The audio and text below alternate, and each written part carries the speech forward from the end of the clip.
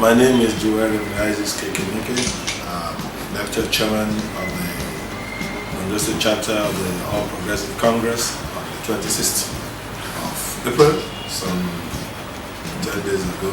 So I'm a lawyer. I have served in various public offices.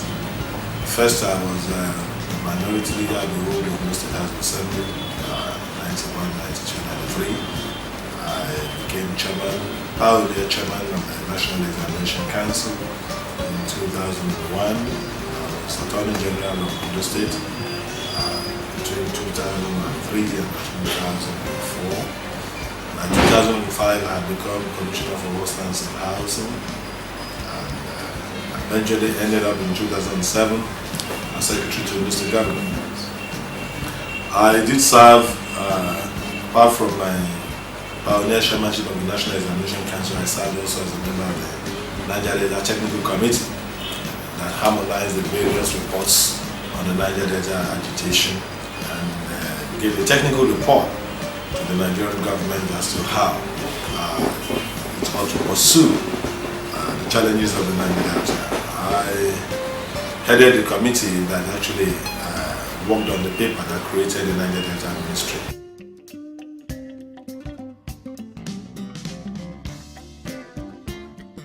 Well, don't forget that the APC is a coalition of different tendencies, different political groupings. Of course, you have the legacy parties, the ANPP, the CPC, the ACN, and you have other people like me who came from the PDP and others from the Labour Party and some others who were not partisan. So you naturally expect that these tendencies will find expression in the new party. Don't also forget that the ACN, which was the core, which formed the core of the new party, also had a lot of tendencies within it, arising from the gubernatorial primaries and all of that. Of course, the APC also inherited that, and of course that was one of the compelling reasons why I wanted to run. Not having been part of that problem, I thought that if I ran and I win, I should be able to put all of these tendencies together. I should be able to refocus all of these energies. I should be able to deal with this distraction and then harmonize and then pull together as a strong party and then ready to fight the opposition and change name and status from an opposition party to a government party. So these tendencies are there, but I can tell you that since my emergence, we have managed them. A number of the factions work with me.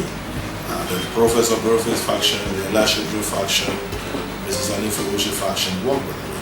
And then the G factions, the Akeredimi factions, they worked on the other side.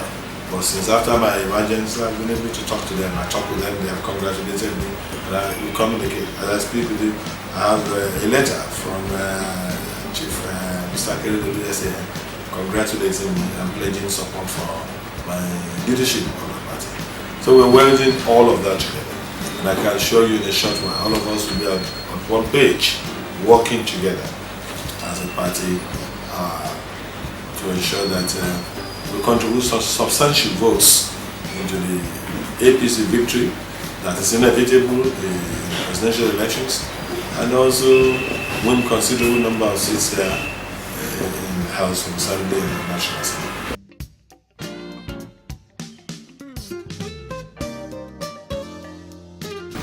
I don't represent the party.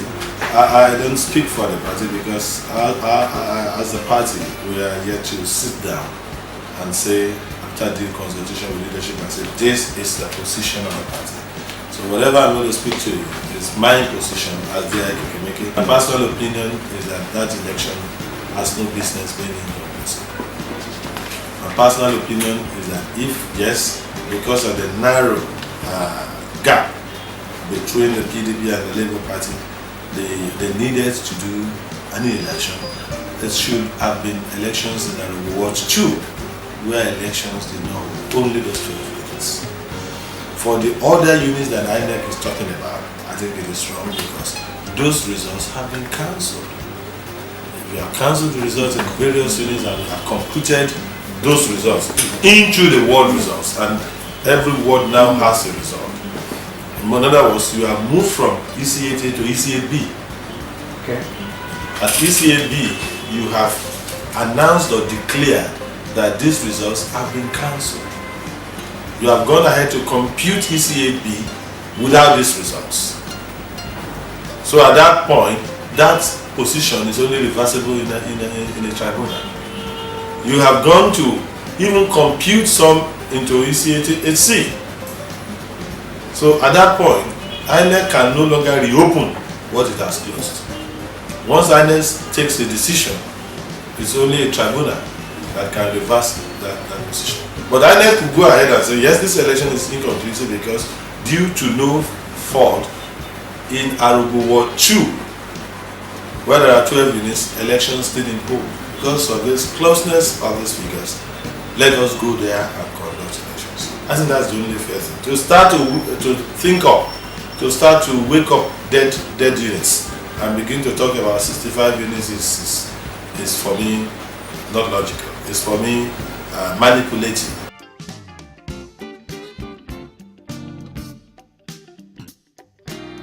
The Labour Party government of Ondo State has disappointed our people. They have abused our people. They have denied our people their rights.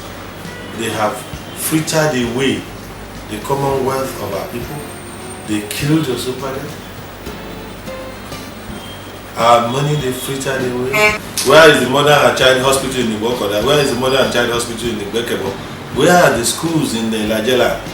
Where is the almost near 8 billion naira per month that is supposed to come from derivation fund for the catchment area for Supernet? Where is the fund? They are undeserving of those votes. They're undeserving. I'm not their supporter, but the truth is, I stand for what I think is right. I don't campaign for them, but they're right on this point that if indeed the INEC wanted further elections, supplementary elections, it ought to hold only in Arugu Ward 2 where elections did not hold. Not in places where the results have been entered from Ese-A to Ese-B and where decisions will have been taken one way or the other by that official.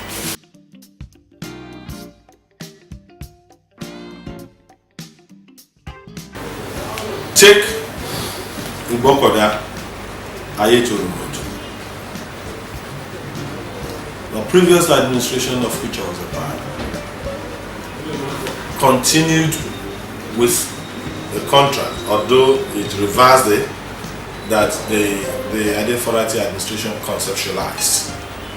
Went ahead, constructed it, made it possible for us to drive our cars to Gunla, to Ese-odo. Made it possible for us to take our cars to Mahin. Made it possible for cars to reach Odetika. The bridges you can see. We saw the schools. We saw the hospitals and the health centers. We saw the sand filling in Adagba Kuja. Right. And we saw the housing units that were built all over the places. We saw them. We're living witnesses to all those things. Those things happened. In Ese-odo, we saw the schools. We saw the food jetties. We saw the electrification projects. We saw all of that. Right. Now, what is it that this government can point to in physical and in real terms as the thing that they have done in these areas? What are they? They should tell us the number of schools they have built. They should tell us the number of hospitals they have built. They should tell us the number of kilometers they have sand-filled. They should tell us the number of roads they have constructed. The kilometers of road they have constructed. These are simple things. They should tell us what they have done with the almost 8 billion naira that should be the fund that should go to Supernet. From the derivation, 40% of it is supposed to go to the intervention agency, that is the Supernet. Where is this money? And in any case, we are aware that the EFCC did arrest and is prosecuting the chairman of the Osunpade under this government for the misuse of this fund. So there's evidence.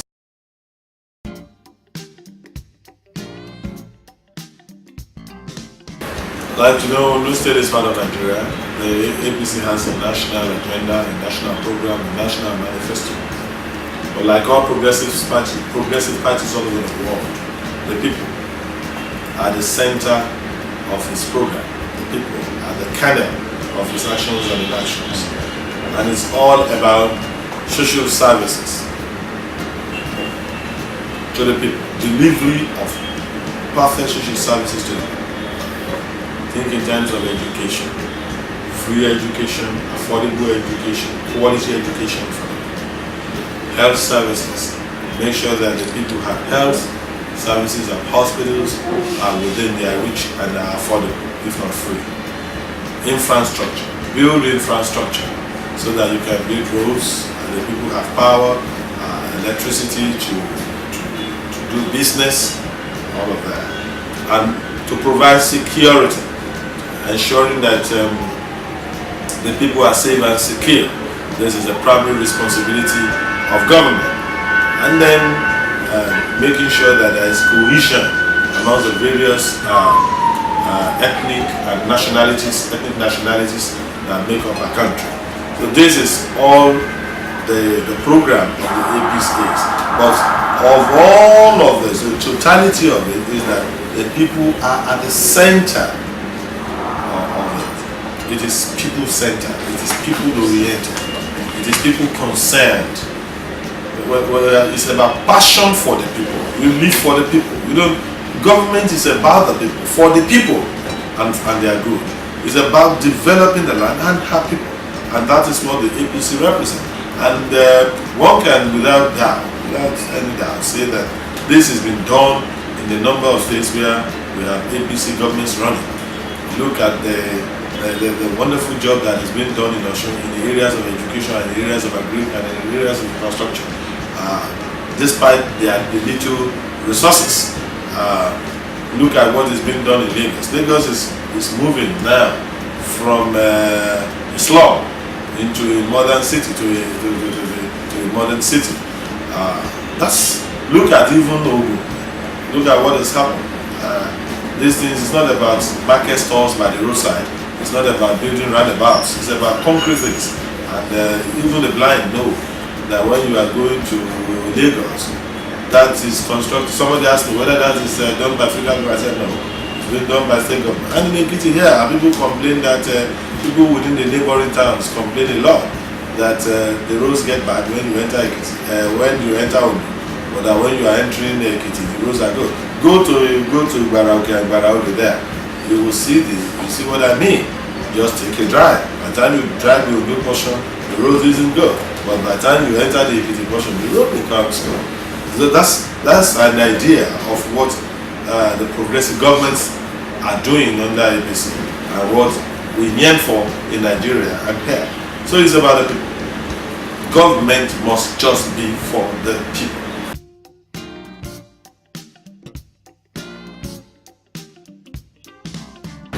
Ondo State people, that they should persevere, and like they say to themselves, Oku-roju, and that the civil servants are here saying to themselves, Eku Afo-Ofa.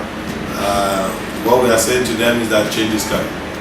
Change is knocking at the door. We know that this is not, this is a government of Basapo, and that very soon their government will come. They should all rise up, support this change so that we can have it easy.